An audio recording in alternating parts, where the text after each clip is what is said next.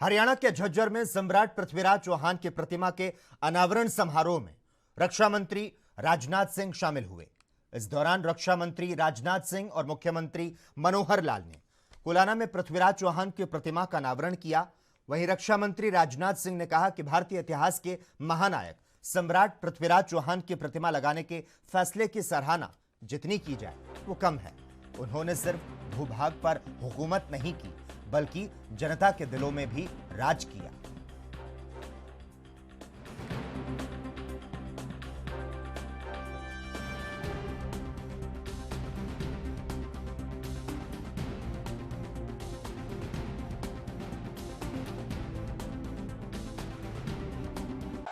भारतीय इतिहास के एक महानायक सम्राट पृथ्वीराज चौहान की प्रतिमा लगाने का फैसला जो आप लोगों ने किया है उसकी जितनी भी सराहना की जाए मेरे बहनों भाइयों वो कम है। और आप सभी जानते हैं कि महाराजा पृथ्वीराज चौहान यदि पैदा हुए थे तो गुजरात की धरती पर पैदा हुए थे और इनकी गणना भारत के उन महान शासकों में होती है जिन्होंने केवल एक बड़े भूभाग पर ही राज नहीं किया था, एक बड़े भूभाग पर ही हुकूमत नहीं चलाई थी, बल्कि अपने शौर्य, पराक्रम, साहस के कारण अपने क्षेत्र और अपने देश की जनता के दिलों पर भी राज करने का काम यदि किसी ने किया था तो वह पृथ्वीराज जी चौहान ने किया था।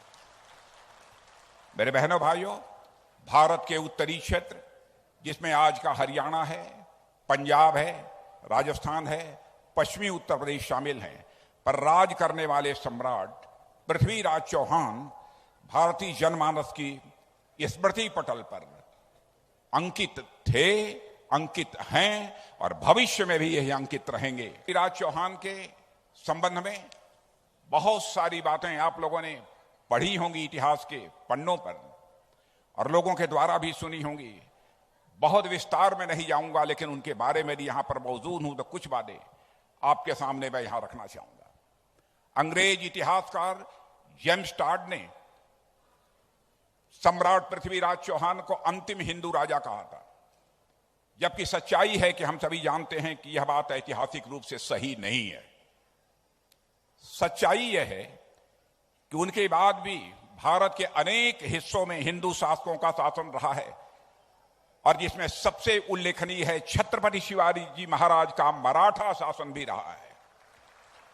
यदि हम दिल्ली की बात, सभ्यता व संस्कृति को भले ही कोई निगल नहीं पाया हो मेरे बहनों भाइयों, मगर शासन सत्ता के स्तर पर जो कमजोरी हुई उसका खामियाजा भारत को सदियों तक गुलामी के रूप में भुगतना पड़ा है। इस हकीकत को भी हमें समझने की जरूरत है।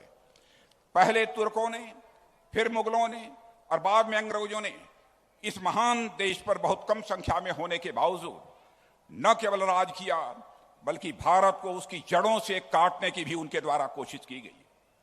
और भारत को सांस्कृतिक रूप से काटने के लिए मुगलों ने भी प्रयास किए और उसके बाद अंग्रेजों के द्वारा भी यह प्रयास किया गया कि अब भारत अपनी संस्कृति से कट जाए, भारतवासी अपनी जड़ों से यह पूरी तरह कट जाए। और वे जानते थे कि यदि भारत का सांस्कृतिक राष्ट्रवाद यदि जग गया तो उनके लिए एक दिन भी यहां पर टिक पाना यह मुश्किल है।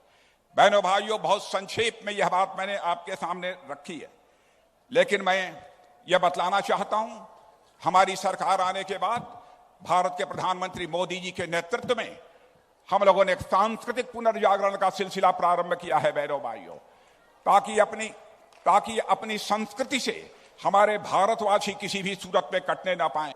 दुनिया के दूसरे देशों में जाओ, दुनिया के रहने वाले लोगों से पूछो, आज सारी दुनिया यह मानती है कि भारत अब यह कमजोर भारत नहीं रहा है, बल्कि भारत अब यह दुनिया का ताकतवर देश बन चुका है। एक धारणा सारी दुनिया में भारत के बारे में बनी है। हमारे प्रधानमंत्री मोदी जी की आपने अखबारों में भी देखा होगा, दुनिया के भिन्न भिन्न देशों के राष्ट्राध्यक्षों के द्वारा प्रशंसा की जा रही है। क्या कभी आपने इसके पहले सुना था? मैं बहनों भाइयों, मैं दावे के साथ कह सकता हूं, जब दुनिया के राष्ट्राध्यक्ष भारत के प्रधानमंत्री की प्रशंसा करते हैं तो जो भी स्वाभिमानी भारतवासी होगा उसका सीना अपने आप चौड़ा हो जाता है बहनों भाइयों, कि हमारी भारत की इज्जत और प्रतिष्ठा दुनिया में किस तरीके से बढ़ी है।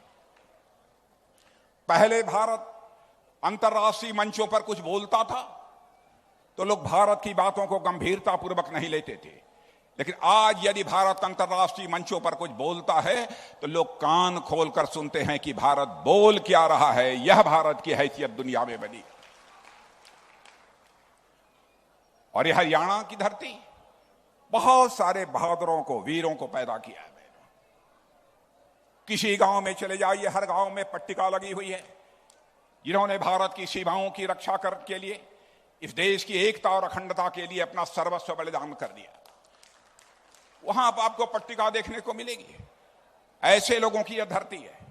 और आज भी मेरे बहनों भाइयों, मैं कह सकता हूं, सीमा पर तैनात हमारे सेना के जवानों के द्वारा जिस तरीके से हमारी सीमा की सुरक्षा के लिए शौर्य और पराक्रम समय समय पर दिखाया गया है, उसकी जितनी भी सराहना की जाए वह कम है। गलवान घाटी में जब भारत और चीन के बीच स्टैंड ऑफ हुआ था, दोनों तरफ से जब सेनाएं खड़ी हुई थी, गुत्थम गुत्था हुआ था बहनों भाइयों, तो हमारे भारत के सेना के जवानों ने जिस शौर्य और पराक्रम का परिचय दिया है, यदि सारी गाथा मैं आपके सामने रख दूं तो अपने आप आपका